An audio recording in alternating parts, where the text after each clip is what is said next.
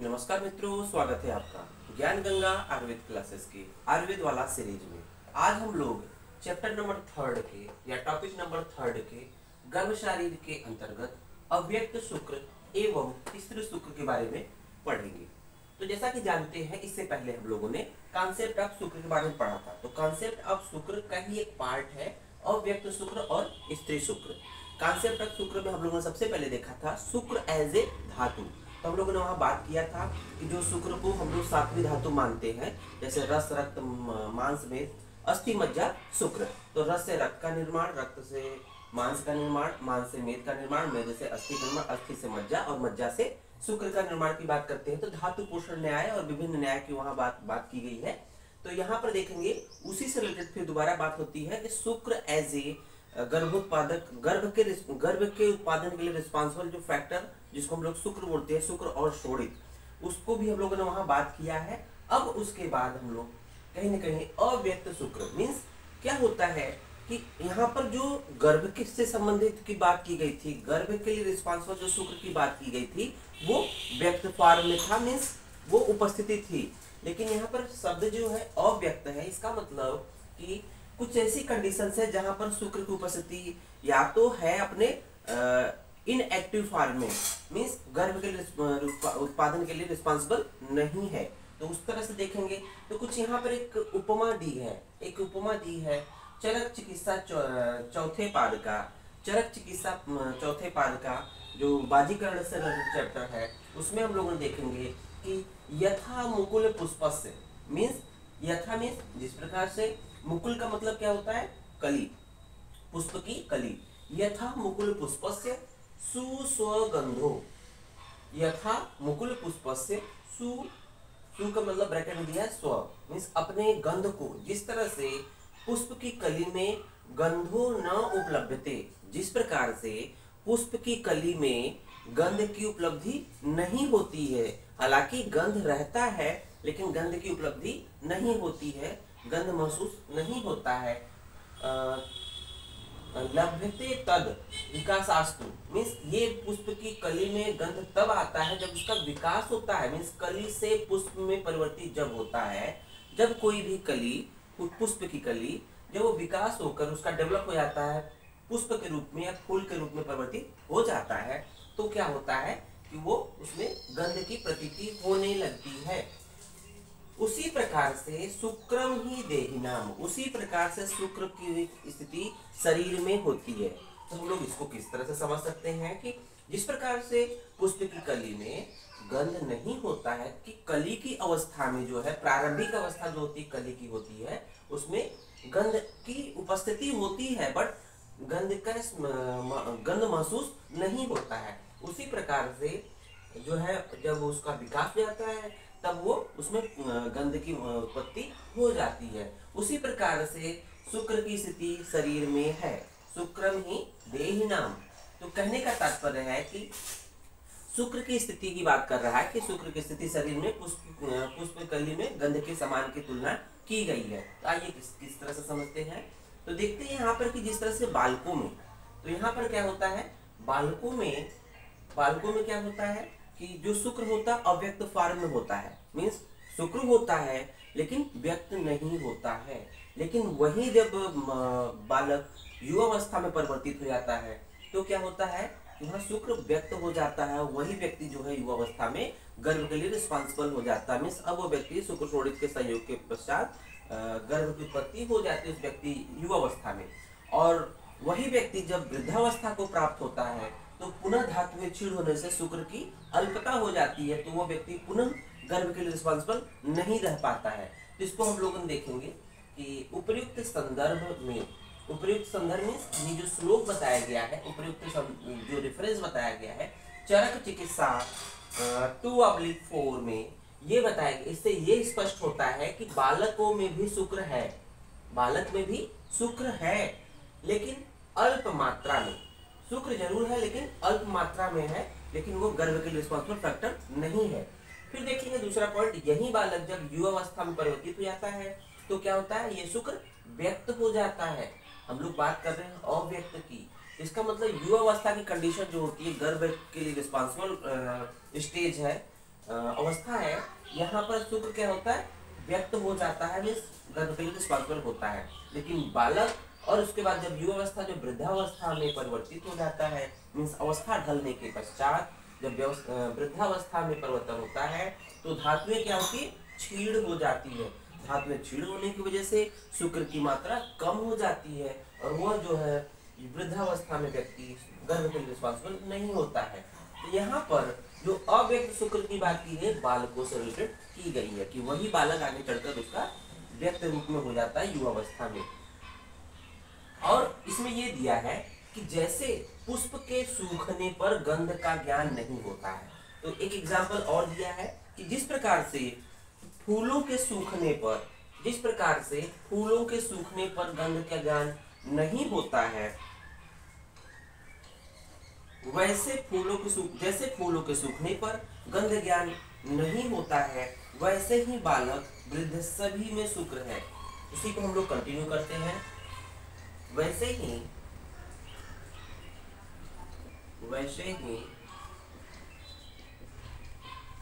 बालक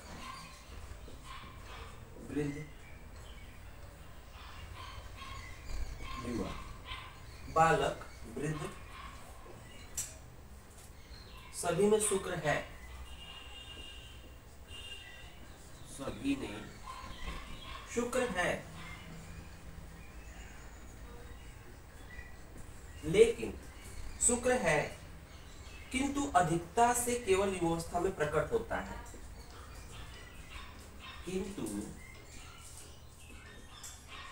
अधिकता से केवल युवावस्था में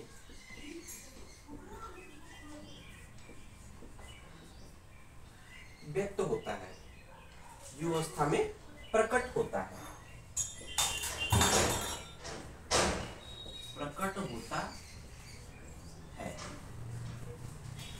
किंतु अधिकता से केवल युवावस्था में प्रकट होता है, परंतु बाल्यावस्था में अल्पता में प्रकट नहीं होता है। परंतु बाल्यावस्था में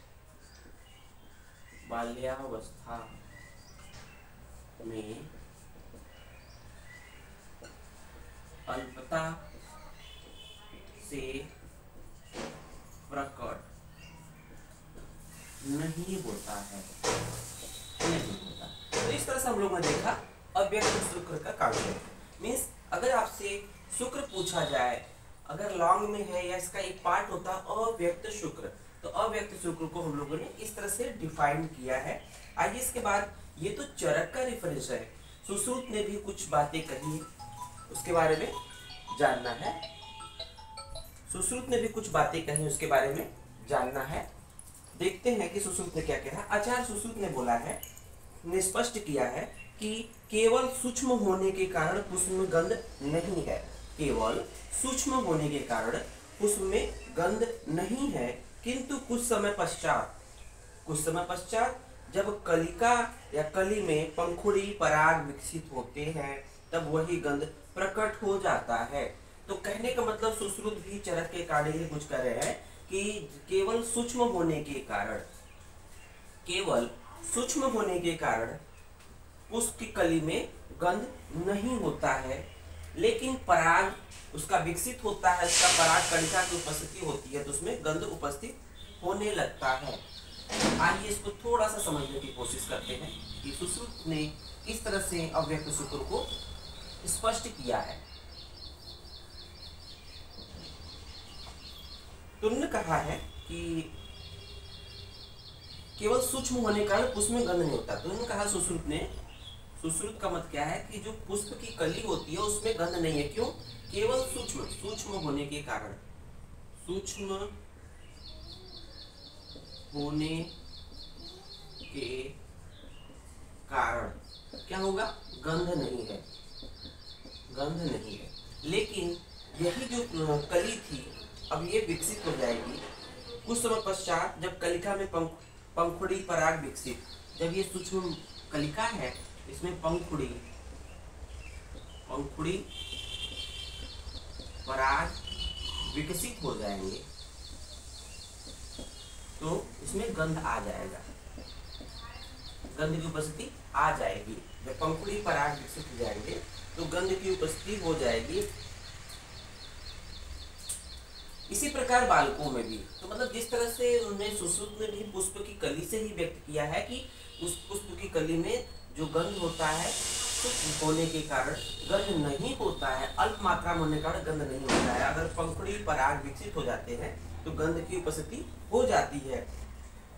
उसी प्रकार से बालकों में भी अवस्था बढ़ने पर शुक्र का प्रादुर्भाव होता है। जो बालक होते हैं उसमें शुक्र अल्प मात्रा में होते हैं, अव्यक्त रूप में होते हैं, और अवस्था बढ़ने के कारण क्या होता है, शुक्र का प्रादुर्भाव होता है, शुक्र की व्यक्तता होने लगती है। तो उससे क्या होता है कि तथा रोम राजी दाढ़ी मूछ, जिस तरह से बच्चे होते हैं, बालक होते हैं, तो उसमें अवस्था बढ़ने पर रोम राजी दाढ़ी बाल गुह के बाल उत्पन्न होते हैं, एवं स्त्रियों में रोम राजी के साथ साथ रज के धीरे धीरे संचित होने से स्तन गर्भाशय योनि की वृद्धि होती है। तो इस तरह से हम लोग देखते हैं कि पुष्प से कली से पुष्प और बालक से युवावस्था में जिस तरह से अव्यक्त से व्यक्त गंध होता है, उसी तरह से मनुष्यों में बालक से युवावस्था में रोमराजी के उत्पन्न होने पर या स्त्रियों में स्तन और आर्तव इत्यादि के उत्पन्न होने पर जो है शुक्र का व्यक्त होता है। शुक्र जो अव्यक्त से व्यक्त की अवस्था में आता है। तो आइए शुरू करते हैं हम लोग। इसके बाद नेक्स्ट टॉपिक है हम लोग का स्त्री शुक्र। स्त्री शुक्र देखते हैं हम लोग कि स्त्री शुक्र के बारे में क्या है। अभी तक तो हम लोगों ने अव्यक्त शुक्र देखा, अब क्या है स्त्री शुक्र के बारे में देखेंगे। तो स्त्री शुक्र की बात जब करते हैं तो अभी जब शुक्र की बात हम लोग करते हैं, इसका मतलब जो शुक्र एज ए धातु, शुक्र एज ए धातु तो स्त्री पुरुष दोनों में है। तो सिंपली बात करते हैं शुक्र एज ए धातु, शुक्र एज ए धातु, तो ये तो आपके स्त्री पुरुष दोनों में है, मीन्स पुरुष और स्त्री दोनों में पाया जाता है, ठीक है, दोनों में प्रेजेंट होता है। लेकिन अगर गर्भ के पॉइंट ऑफ व्यू से कहें, जो कि गर्भ के रिस्पॉन्सिबल फैक्टर होता है, उससे संबंधित बात करें तो यहाँ पर कुछ कॉन्सेप्ट आया है, इसको देखते हैं। तो एक सुंदर सा रेफरेंस आया है सुश्रुतसारी 2/50, सुश्रुतसारी दूसरे अध्याय का 50वां श्लोक है। तो देखेंगे यहाँ पर दिया हुआ है, यदा नार्याव उपपेयताम वृषस्य स्तन्यो कथंचन मुंचन्त्यो शुक्रम अन्यम स्थितस्तत्र जायते जायत। तो ये देखेंगे एक रेफरेंस है सुश्रुतसारी 2 का है। तो शुक्र छोड़ी शुद्धि सारी अध्याय के अंतर्गत ही है वो, उसमें देखेंगे इसका मीनिंग क्या है। यहाँ दिया हुआ है, जब वृष के समान, वृष मीन्स होता है बैल या सांड, जब वृष के समान मैथुन कर्म में बलवान पुरुष के साथ, जब वृष के समान मीन्स बैल के समान मैथुन कर्म में बलवान पुरुष के साथ समागम की इच्छा करने वाली, मीन्स कोई भी स्त्री है वृष के समान पुरुष के साथ समागम करने वाली की इच्छा करने वाली, अर्थात अत्यंत कामातुर, अत्यंत कामातुर। तो वृष के समान का मतलब क्या है, अत्यंत कामातुर, अत्यंत कामातुर। जब 2 स्त्रियां, तो यहाँ पर कह सकते हैं कि अत्यंत कामातुर, अत्यंत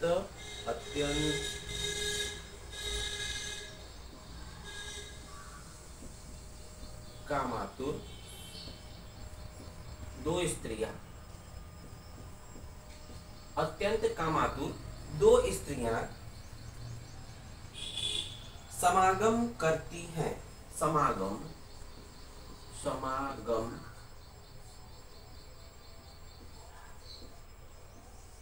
करती हैं, मीन्स अत्यंत कामातुर, वृष के समान अत्यंत कामातुर, यहाँ लिख देंगे वृष, वृष के समान, वृष के समान अत्यंत कामातुर 2 स्त्रियां जब समागम करती हैं और किसी तरह से एक दूसरे में शुक्र का प्रवेश कराती है, और किसी तरह से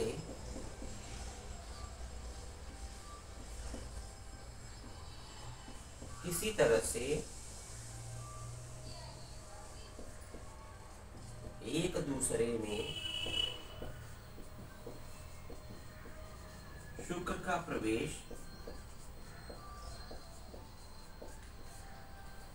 कराती है,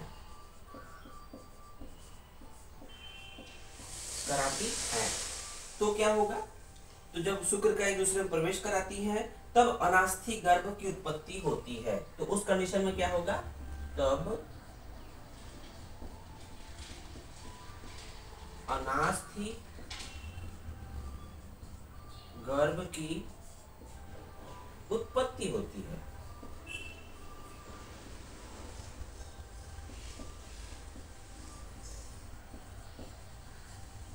उत्पत्ति होती है। तो यहाँ पर एक पॉइंट ध्यान देना है कि यहाँ जो गर्भ की उत्पत्ति हो रही है, अगर वृष के समान अत्यंत कामातुर दो स्त्रियां समागम करती हैं, मिलती हैं और किसी भी तरह से इन प्रकार किसी भी तरह से एक दूसरे में शुक्र का प्रवेश कराती हैं, तो उस कंडीशन में क्या होता है? एक गर्भ की उत्पत्ति होती है। वो गर्भ क्या कहलाता है? अनास्थि गर्भ। तो अनास्थि गर्भ का मतलब क्या होता है? कि अनअस्थि गर्भ। अनास्थि का मतलब क्या होगा? अनास्थि। अनास्थि का मतलब हो जाएगा अन प्लस अस्थि, अस्थि विहीन। तो इसको देखेंगे अस्थि विहीन, अस्थि विहीन गर्भ की उत्पत्ति हो रही है।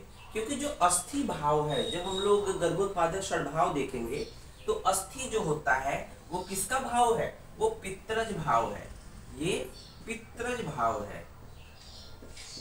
पित्रज भाव होने की वजह से, क्योंकि दो स्त्रियां ही आपस में समागम कर रही है, यहाँ दो में से एक अगर पुरुष होता तो अनास्थि गर्भ की उत्पत्ति नहीं होती। वहां पर गर्भ जो होता है अस्थि से युक्त होता है, क्योंकि यहाँ पर दो कामातुर स्त्रियां समागम कर रही है और किसी प्रकार से एक दूसरे में शुक्र को आदान प्रदान कर रही है। वैसी स्थिति में जो है जो गर्भ बन रहा है उसको हम लोग अनास्थि गर्भ कहेंगे, अर्थात गर्भ जो है अस्थि विहीन है।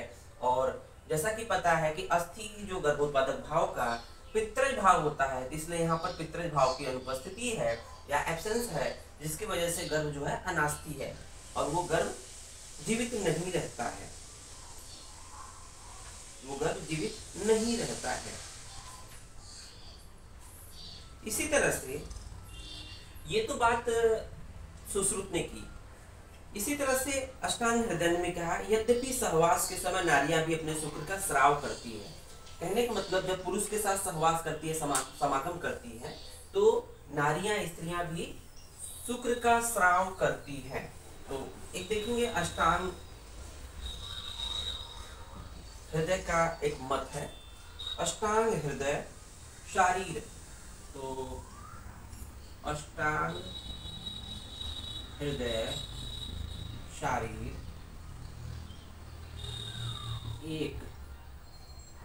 1/72। तो अष्टांग हृदय शारीर 1/72 एक रेफरेंस है, यहाँ पर दिया हुआ है। यद्यपि सहवास के समय नारियां भी अपने शुक्र का स्राव करती हैं, किंतु यह शुक्र गर्भ की उत्पत्ति में सहयोग नहीं देता है। तो उन्होंने कहा कि नारियां भी, जो स्त्री है, स्त्री भी समागम के समय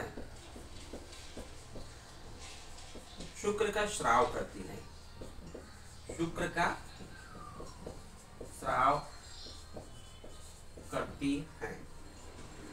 लेकिन क्या होता है, ये जो शुक्र होता है, शुक्र का स्राव, ये गर्भ के लिए रिस्पॉन्सिबल नहीं है। तो गर्भ के लिए रिस्पॉन्सिबल नहीं है।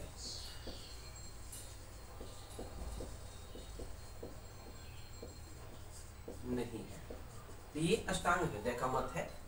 उसी से मिलता जुलता अष्टांग संग्रह हिंदी टीकाकार, अष्टांग संग्रह हिंदी टीकाकार में ने अष्टांग संग्रह पर टिप्पणी करते हुए स्पष्ट किया है कि वास्तव में यह कामोत्तेजना या मैथुन अभिलाषा का हेतु होता है। देखेंगे अब जो अष्टांग हृदय ने कहा है कि स्त्री की समागम के समय शुक्र का स्राव करती है और वो जो शुक्र होता है वो गर्भ के लिए रिस्पॉन्सिबल नहीं होता है। अष्टांग में संग्रह पे टीकाकार ने स्पष्ट किया है कि उस समय जो स्राव निकलता है समागम के समय, जब एक स्त्री पुरुष के साथ सहवास करती है, समागम करती है, तो उस समय जो स्राव निकलता है वास्तव में यह कामोत्तेजना या मैथुन अभिलाषा का हेतु होता है।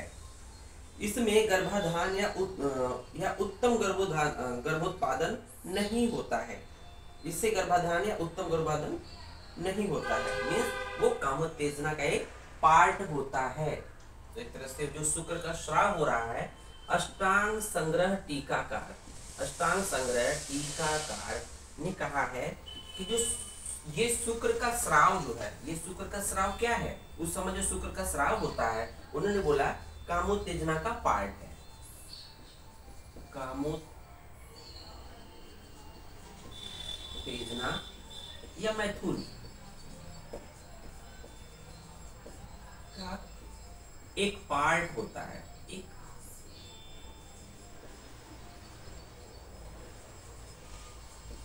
पार्ट है। तो इस तरह से हम लोग देखते हैं कि स्त्री शुक्र की भी बात कहीं न कहीं की गई है। सबसे इंपॉर्टेंट है अनास्थी गर्भ की उत्पत्ति। स्त्री शुक्र के द्वारा अनास्थी गर्भ की उत्पत्ति की बात की गई है। तो इस तरह से हम लोगों ने देखा कॉन्सेप्ट ऑफ शुक्र के बारे में, और इसी के रेफरेंस में हम लोग देखते हैं कि ये कैसे कह सकते हैं कि अनास्थी गर्भ होता है, या कहीं न कहीं पितृज जो भाव की अनुपस्थिति है, अनास्थी गर्भ की उत्पत्ति हो रही है, पितृज भाव की कहीं न कहीं कमी है, तो उसका कोई एग्जाम्पल हमारे सामने आए तो ज्यादा उचित होगा। तो उसमें देखेंगे कि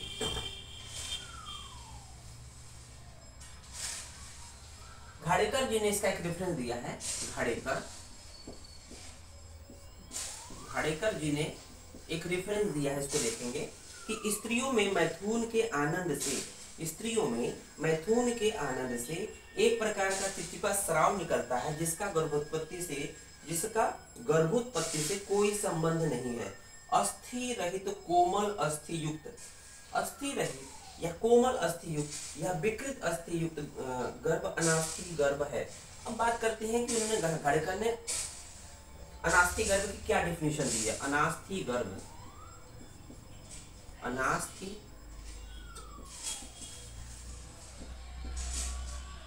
गर्भ की क्या परिभाषा दिया है। तो उन्होंने कहा कि अस्थि रहित, एक तो सिंपल मीनिंग है अस्थि रहित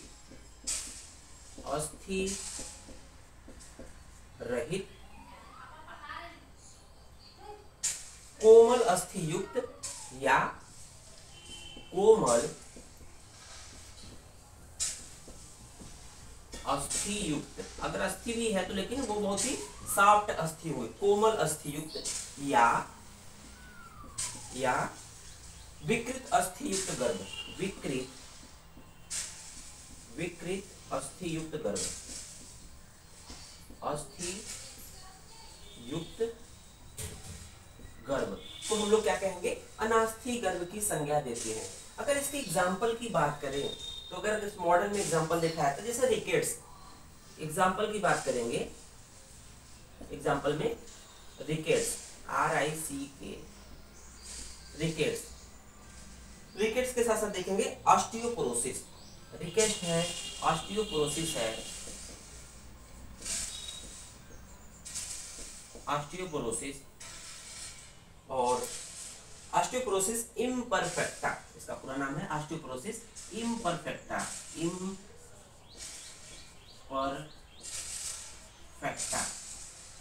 ऑस्टियोपोरोसिस इम्परफेक्टा। और तो इस तरह से इसके एग्जाम्पल मिलते हैं कि हम लोग जो अनास्थी गर्भ की बात करते हैं तो एक मीनिंग नहीं होता कि अस्थि रहित, उसके अलावा कोमल अस्थि युक्त गर्भ होगा या विकृत अस्थि युक्त गर्भ को हम अनास्थी गर्भ की संज्ञा देंगे। धन्यवाद।